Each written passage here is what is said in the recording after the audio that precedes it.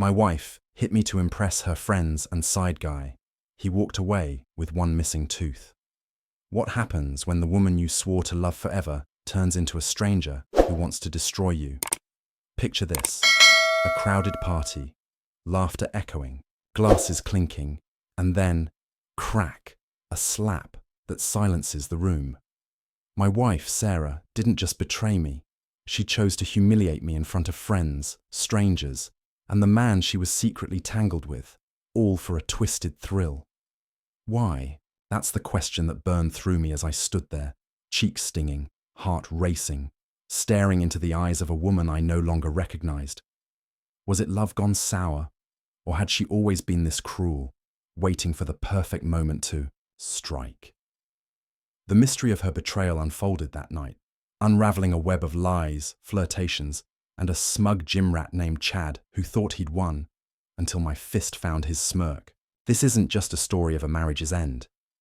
It's a pulse-pounding dive into deception, rage, and the raw fight to reclaim yourself when the one you trusted most shatters your world. What would you do when love turns to venom? I was about to find out. My wife slapped me to humiliate me before friends and her lover whose tooth I knocked out. I never thought the end of my marriage would start with the sharp sting of a slap in front of 20 people. Some I considered friends, others I barely knew, and one smug bastard who would soon be missing a tooth. It happened on a Friday night. We were at Nathan's house. My wife Sarah insisted we attend his birthday bash. It was supposed to be a casual get-together. Some drinks, small talk, maybe karaoke. I hadn't wanted to go.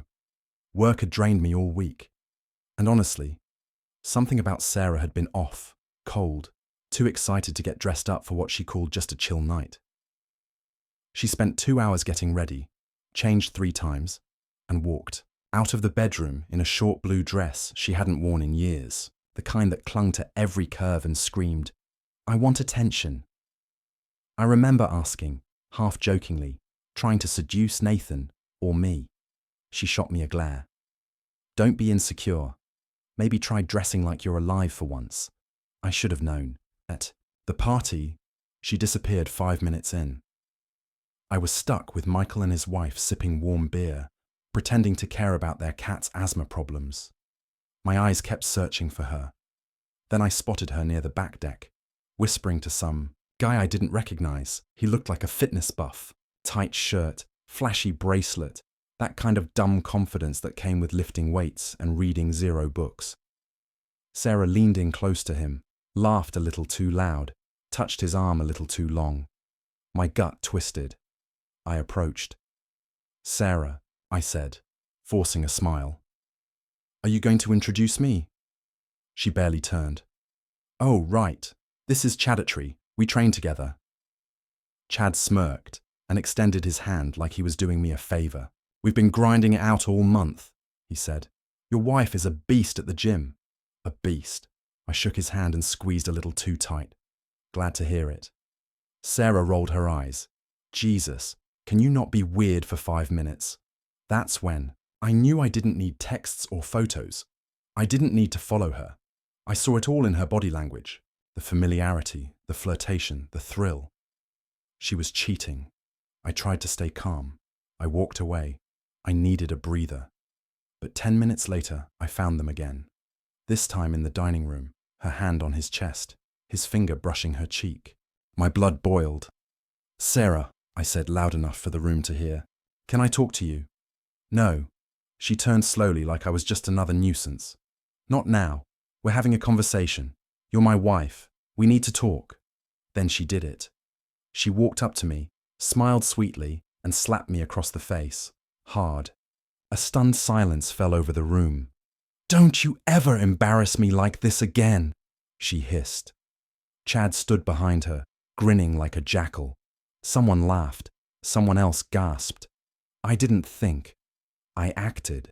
I lunged past Sarah and smashed my fist into Chad's mouth. I felt his tooth crack against my knuckle. He collapsed onto the counter, groaning, blood pouring from his lips. Chaos. Sarah screamed. People grabbed me. Someone shouted to call the cops. Chad was moaning, holding his face. I didn't care. I didn't even blink. I turned to Sarah.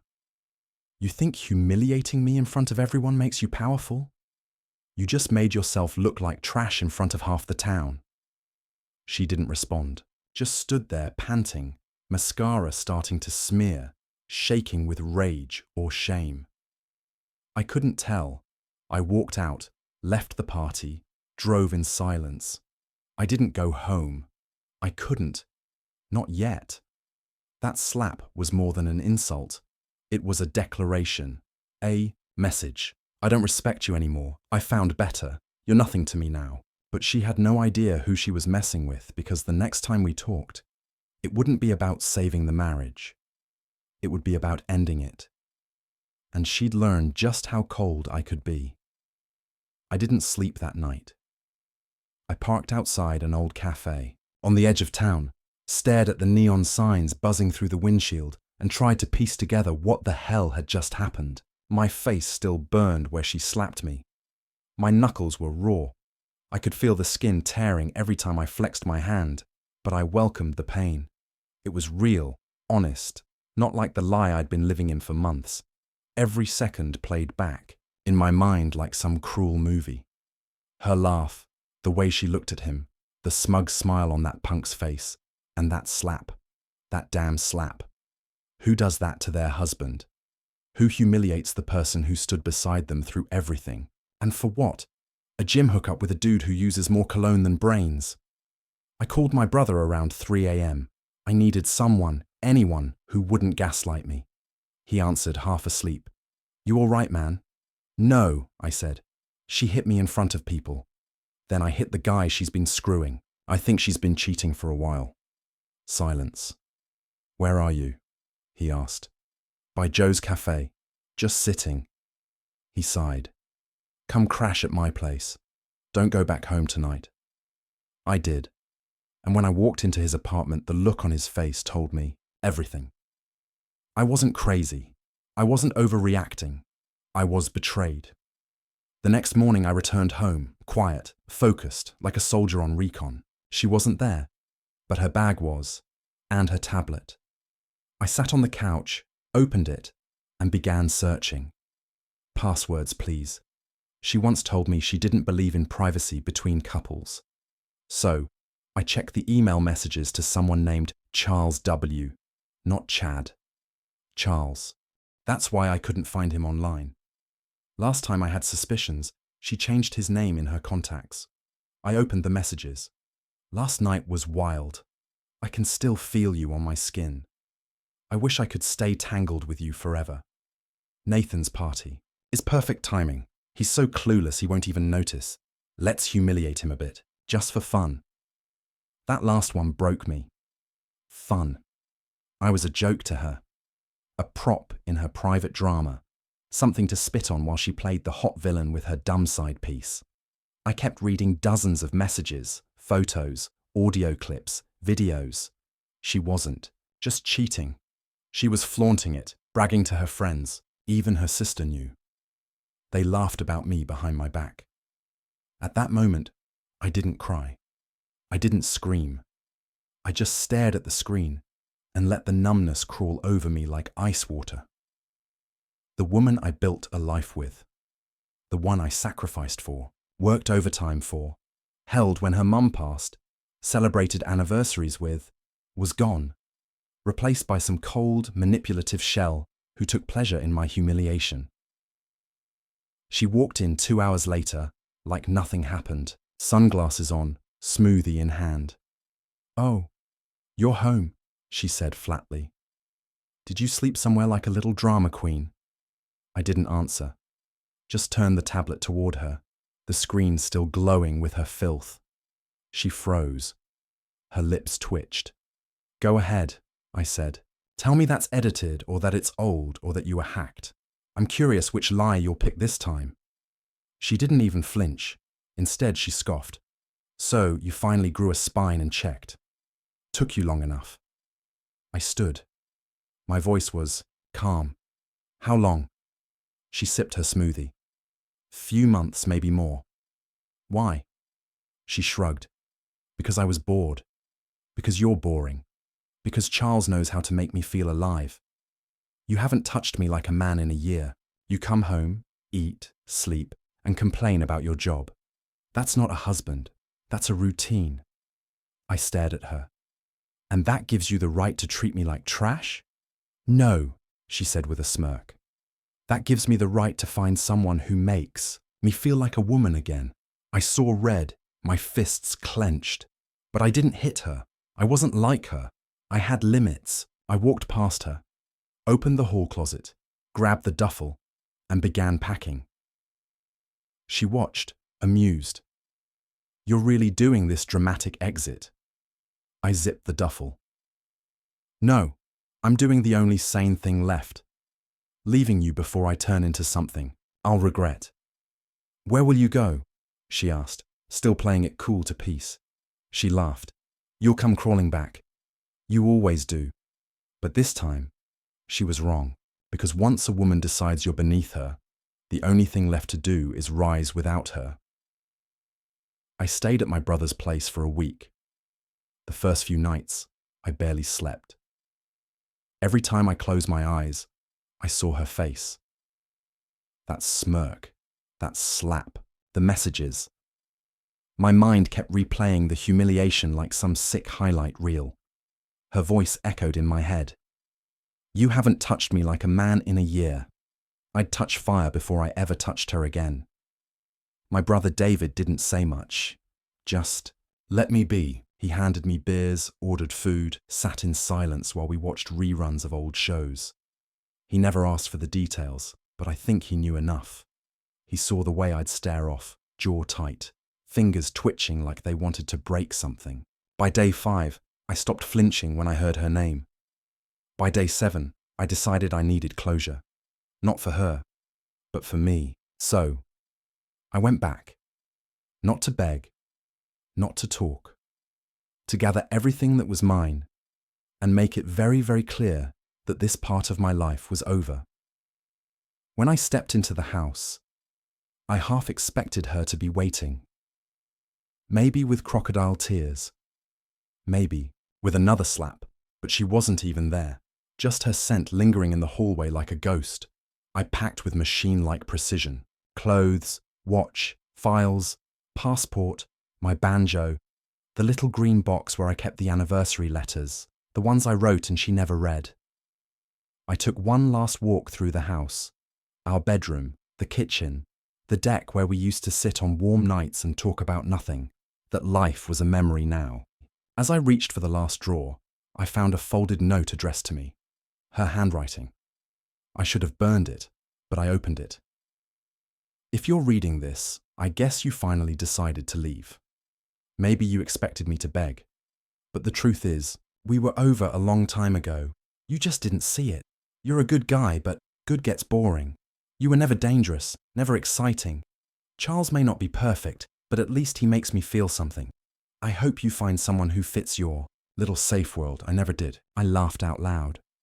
Not because it was funny, because it was pathetic. A final little stab from a woman who couldn't even face me with truth, only cheap paper and ink. I tore it in half and dropped it into the trash with the same care she gave. Our marriage? None. On my way out, I bumped into her, literally.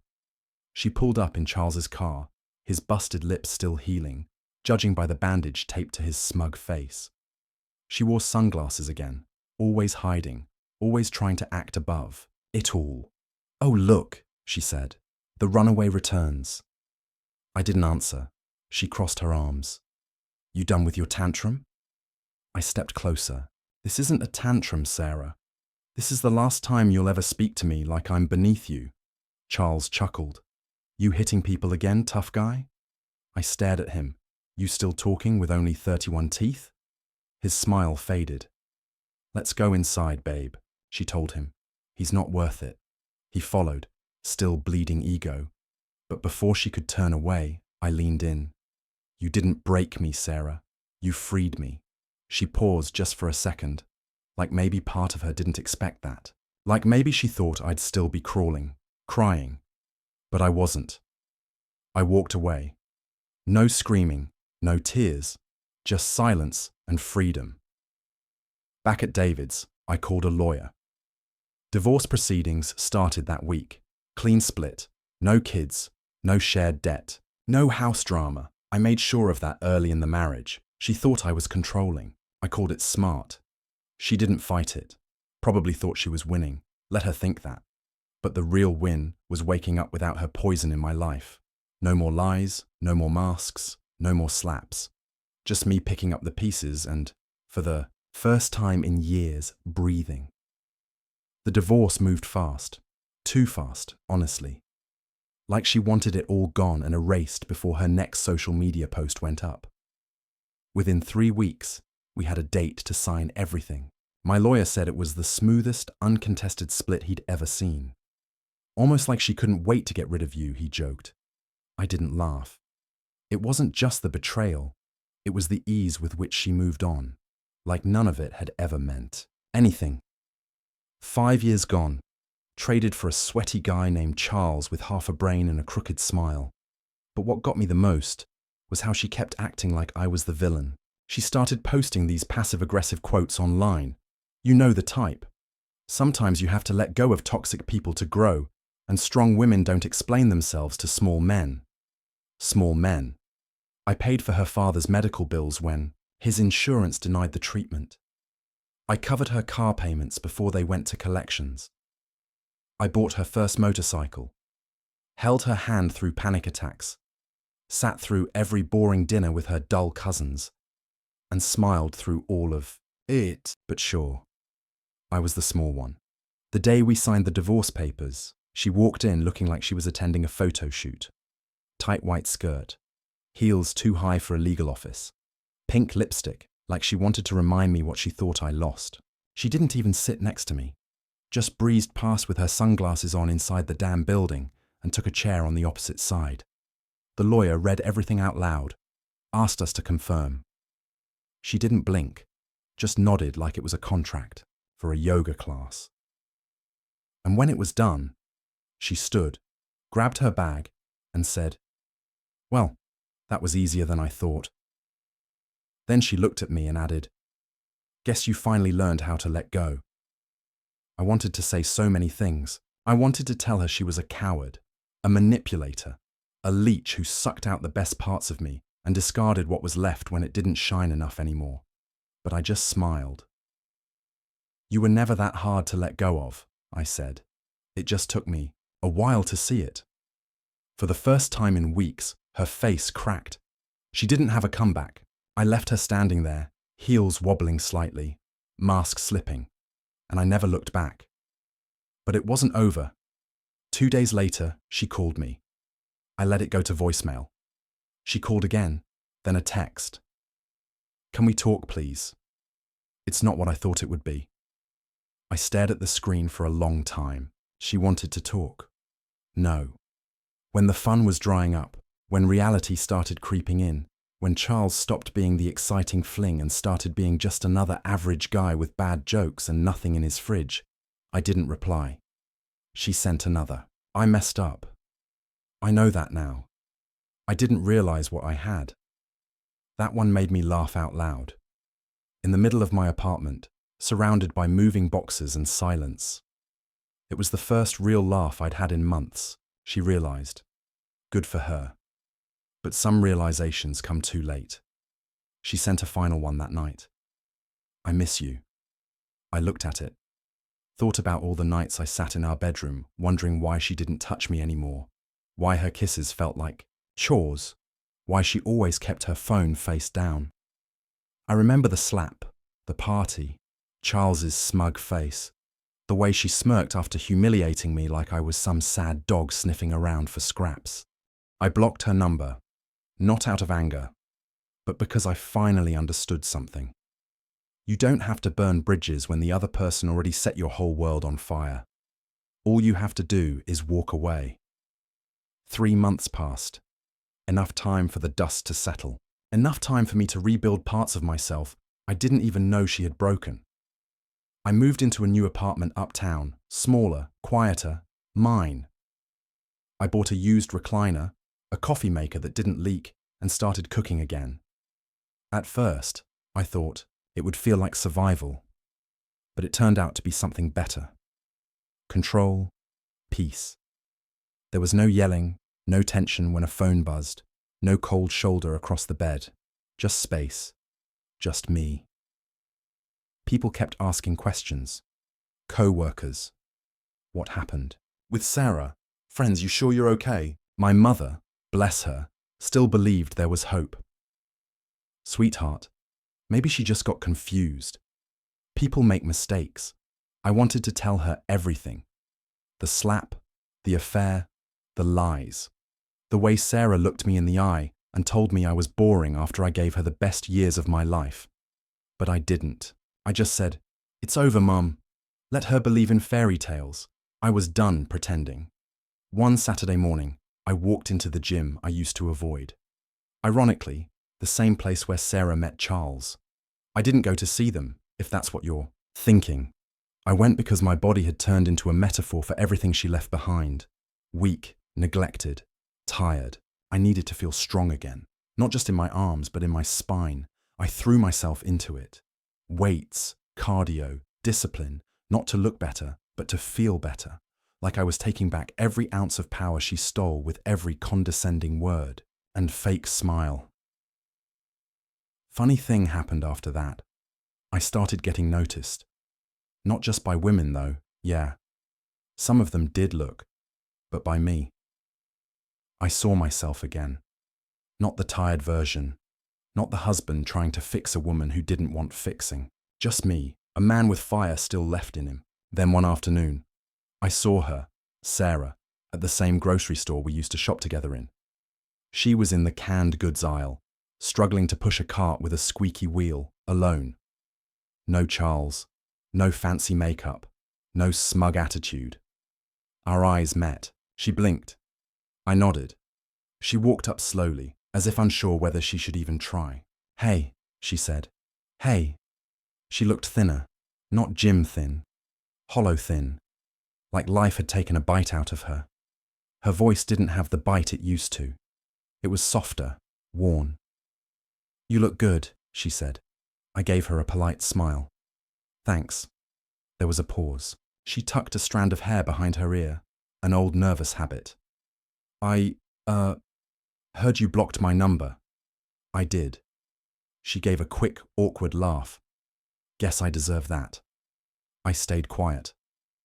"I moved out of Charles's place," she said, almost as if hoping I'd ask why. I didn't. It wasn't what I thought it would be. There it was again. That line. She kept using it like it excused everything. Like realizing the grass wasn't greener, made up for how she pissed on mine. "I'm not here to make a scene," she added quickly. "I just wanted to say I'm sorry." I looked at her, really looked. She was still beautiful, still the same woman I once held under 1,000 different skies. But now I saw the truth beneath it all. The rot, the selfishness, the way she broke things and called it a new chapter. "You weren't sorry when it mattered," I said. "You slapped me in front of people, Sarah. You humiliated me for fun. And now that it's quiet, now that you're alone, you're sorry." She looked down. I was stupid. I thought I wanted something wild, something exciting. And now I'd give anything to go back, but I know it's too late. It was, and she knew it. She stepped back. "Anyway, I just wanted to say that. Take care of yourself." She turned to walk away. "Sarah," I called out. She stopped. "Next time you're bored, try a new book, not someone's life." She didn't reply, just nodded, slowly, and walked off into the noise of the supermarket.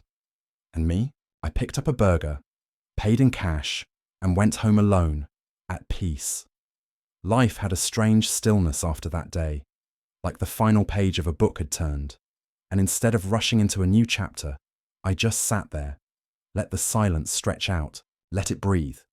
I stopped checking her social media, actually deleted the app altogether.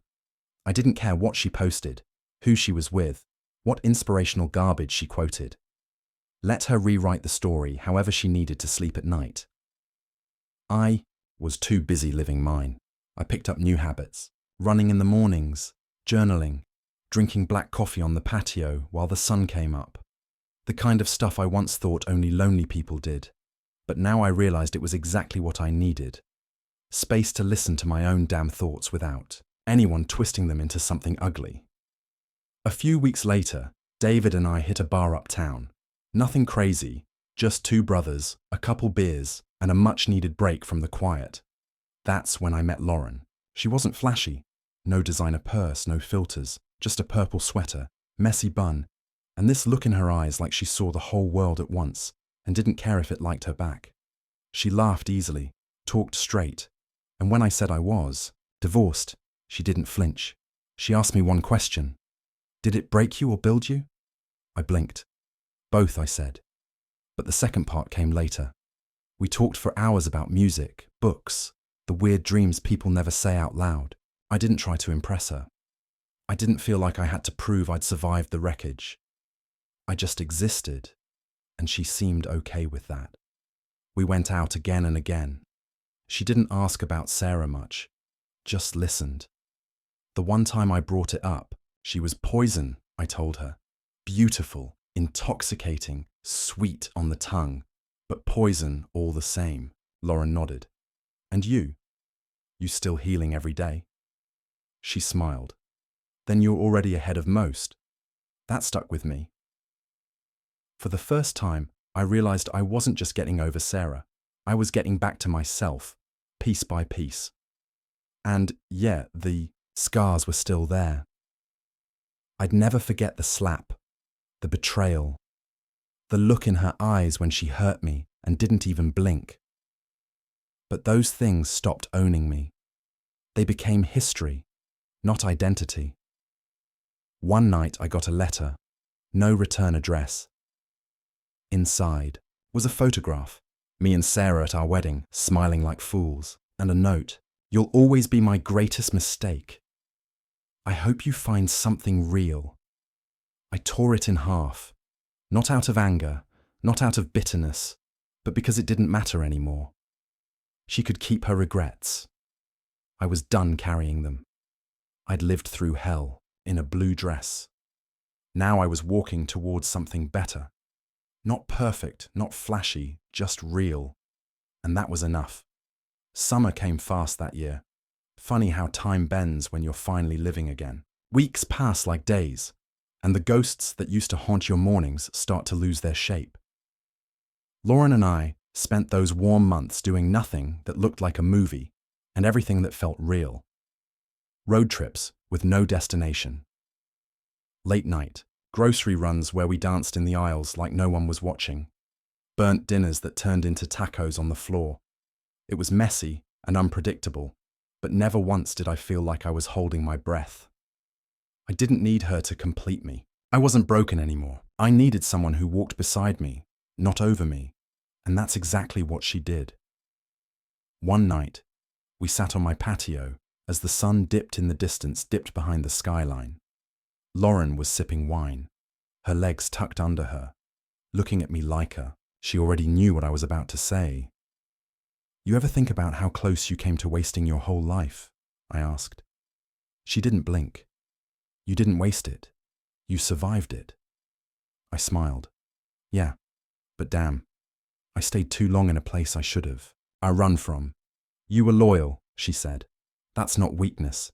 It just wasn't deserved." I looked at her for a long time. The kind of look you give when you realize this person in front of you isn't trying to fix you. They just see you as is. No renovation required. She reached over and ran her thumb along my knuckles. The same hand that broke Charles's tooth. The same hand that once trembled in rage now rested quietly in hers. "You ever hear from her again?" Lauren asked softly. "Not a word," I said. "And I hope it stays that way." And it did. Sarah vanished from my life like a deleted contact. I heard whispers through mutual friends. Something about her moving states. A new guy, then no guy, then a job she quit. None of it mattered. It was like watching smoke try to hold its shape. But every now and then, a memory would hit me, her laugh at the dinner table, The way she used to trace circles on my chest when we watched movies. The night we danced in the kitchen to no music, barefoot and half drunk. Those flashes hurt. But not because I missed her. Because I realized how much of myself I gave to someone who was only pretending to love me. And that's the part nobody warns you about. It's not the affair. It's not the slap. It's realizing you were real the whole time, and she wasn't. Months turned into a year. I didn't celebrate the anniversary of the divorce. Didn't post cryptic quotes or raise a glass. I just woke up, drank my coffee, kissed Lauren on the shoulder, and went for a run. Because that's what healing looks like. It's not fire and revenge. It's peace. And one day, you stop looking back entirely. You stop wondering if she regrets it, if she misses you, if she lies awake at night and thinks about what she threw away. Because the truth, you don't care anymore. And that indifference, that beautiful, earned indifference, is the loudest kind of freedom there is. It happened on a Sunday, quiet morning, soft light slipping through the blinds. Lauren was still asleep beside me, breathing slow, her hand resting on my chest like it belonged there. I lay there for a while, just listening to the calm. No tension, no storm waiting behind the next breath. And that's when I realized I was done. Not just with Sarah, with all of it. The pain, the loops in my head, the what-ifs, the rewinds, the pointless scenes I'd replayed 1,000 times trying to figure out where I failed. I hadn't failed. I'd loved. I'd committed. I'd fought like hell to hold something together that was always meant to fall apart. That's not weakness. That's honor. The betrayal didn't define me. The slap didn't break me. Her lies didn't bury me. I had walked through fire, and I didn't just survive. I came out better, stronger, wiser, more me than I had ever been before. She came into my life pretending to be something she never was. If I had one piece of advice for any man going through what I did, it's this. Don't chase closure from someone who shattered you. They don't have it. They never did. Closure isn't something they give you. It's something you give yourself when you finally see the truth without emotion clouding your view. She betrayed me. She humiliated me. She looked me in the eye and chose someone else and then tried to rewrite the story like I was the villain in it. But I don't carry her lies anymore. I carry the lessons. And the biggest one, when someone shows you who they are, believe them the first time. I rolled out of bed, careful not to wake Lauren, walked barefoot to the patio, and took in the morning. It was quiet, clean, like the world had finally taken a deep breath with me. And as I stood there, feeling the breeze roll over me, I knew with absolute certainty I'd never go back, not even in memory, because that chapter wasn't home anymore. This was. In the ashes of betrayal, where love once stood, you find not just pain, but the raw material to rebuild a stronger self. Sarah's slap wasn't just a moment of humiliation. It was a mirror, forcing me to see the truth about her, about me, about the life I'd clung to. Her affair with Chad, her calculated cruelty, taught me that love, when one-sided, is a cage. The profound lesson here is not about guarding your heart, but about trusting your instincts when they scream that something's wrong. People reveal their core in their choices. Sarah chose to wound, to mock, to discard. My advice: don't wait for apologies or closure from those who break you. They're too hollow to offer it. Instead, forge your own ending. Walk away, not in defeat, but in defiance of their narrative. Reclaim your worth through small, deliberate acts. Running at dawn, cooking a meal, laughing with someone who sees you. Healing isn't loud. It's the quiet resolve to live better than the pain they left you with. The deepest wisdom I carry is this. When someone shows you they value you less than their ego, believe them and choose yourself. That choice isn't just survival. It's the foundation of a life where no one else gets to define your peace.